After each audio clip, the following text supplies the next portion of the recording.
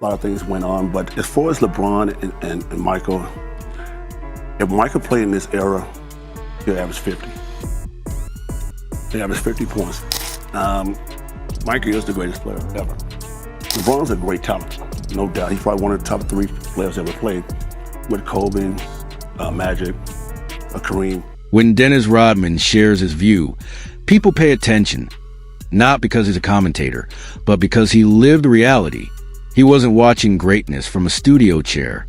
He stood on the same court in the same battles beside Michael Jordan during the most demanding years the game has ever seen. Rodman experienced that pressure firsthand, absorbed the intensity, and survived an era that shaped how greatness is judged.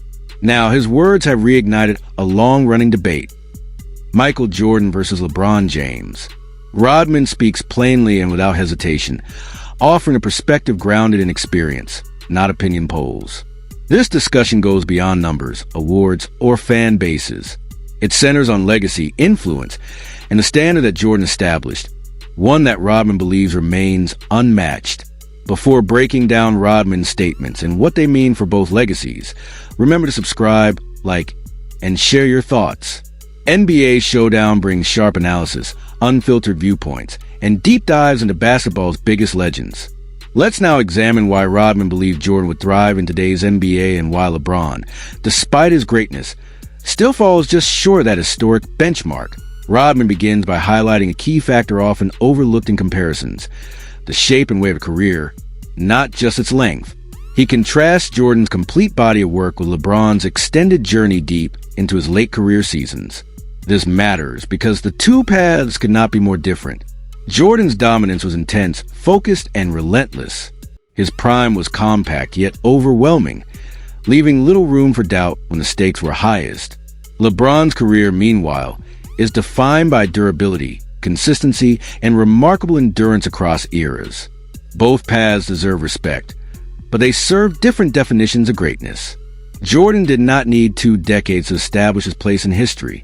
In a relatively short span, he delivered championships, individual honors, and moments that reshaped the sport.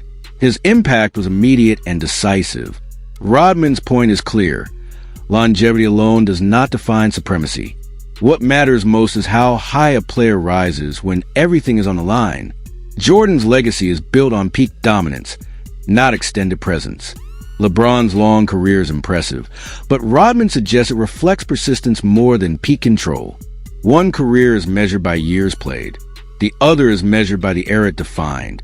That is why, in Rodman's view, Jordan didn't just set the bar, he set it beyond reach.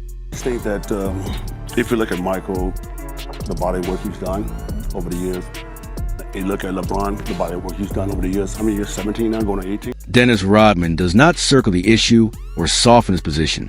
He states it plainly. Michael Jordan stands alone as the greatest player the game has ever produced. That conclusion carries uncommon weight because it comes from someone who shared the court with Jordan and measured himself against the very best of that era. Rodman's view is not shaped by fandom or headlines. It is shaped by lived experience. He watched Jordan prepare, compete, and rise when the pressure was highest. He witnessed how opponents adjusted their entire game plans simply because Jordan was present. When Rodman speaks this firmly, he is not offering nostalgia. He is reporting what he saw unfold in real time. Rodman's assessment goes deeper than championships or statistics. He points to Jordan's influence on the sport itself. Jordan transformed basketball into a global spectacle and set the template for modern superstardom. The way the game is marketed, played, and followed today traces directly back to his impact. Even LeBron James has openly credited Jordan as a major source of motivation. That acknowledgement alone underscores a hierarchy Rodman is describing. Admiration, however sincere, does not equal surpassing the standard that inspired it. According to Rodman, true greatness is measured by control of the moment.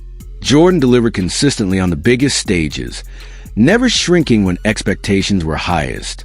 His focus, precision, and refusal to yield defined entire seasons and rivalries. He didn't just succeed, he removed doubt. That consistency is why Rodman's words resonate so strongly.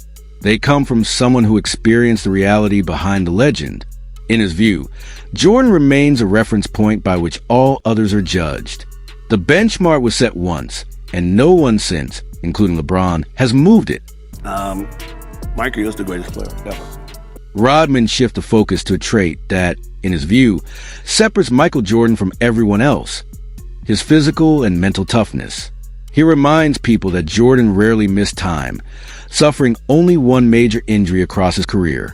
Even in that moment, Jordan never looked for an excuse to step away. He didn't ask for lighter schedules or special treatment. Rest was not part of his vocabulary. This matters because it clashes sharply with today's NBA environment, where carefully planned rest and game management are routine. Jordan operated under a different mindset. If he could stand, he played. Pain, fatigue, and pressure were not obstacles. They were part of the job. He understood that fans came to see him compete. Teammates depended on his presence, and history demanded consistency. Sitting out for minor discomfort or scheduling strategy would have been unthinkable to him. That relentless availability sent a powerful message. Teammates followed his lead, knowing there would be no nights off mentally or physically. Opponents felt it too, because they knew Jordan would show up every game with full intensity. That dependability made him intimidating and dependable at the same time. When compared to LeBron's era, where recovery periods, injury management, and strategic absences are accepted, Rodman's point becomes clearer. This is not about fault or blame. It is about contrast. Jordan was forged in a time where endurance defined leadership. He didn't preserve energy for later. He emptied the tank every night. That approach fueled his championships, which came in a brutal, concentrated stretch. No shortcuts, no easing off, no compromise. For Rodman, this durability isn't a footnote. It's a pillar of Jordan's greatness and a reason the gap remained so wide. Rodman then explains that Jordan's demand for respect was never about image or popularity. It was about trust. Jordan led by example, not slogans.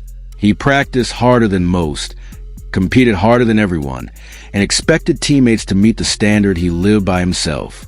When he challenged others, it wasn't ego-driven. It was accountability in action.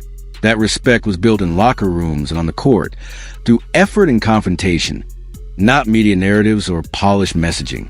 Rodman contrasts this with modern stars who often benefit from carefully managed storylines and constant discussion about longevity and milestones.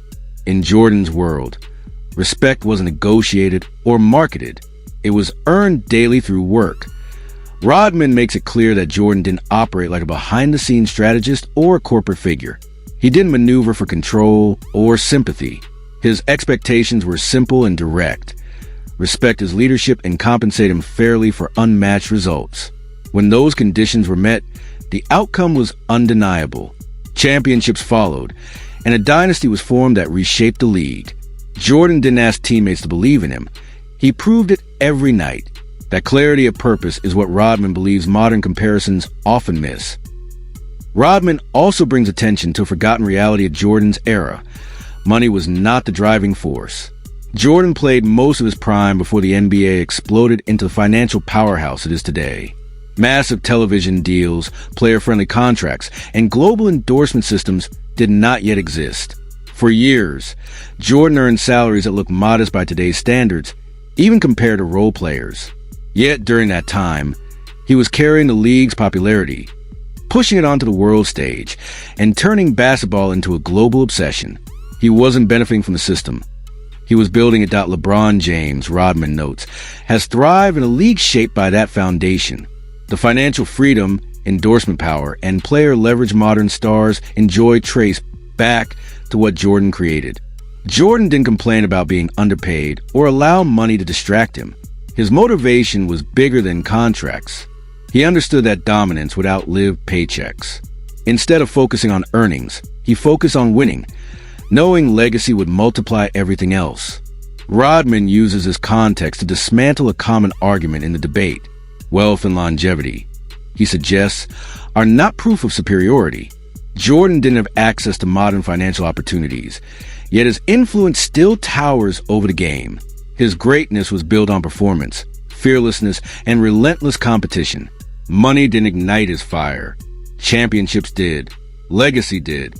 And the pressure he placed on every opponent who stepped onto the floor did.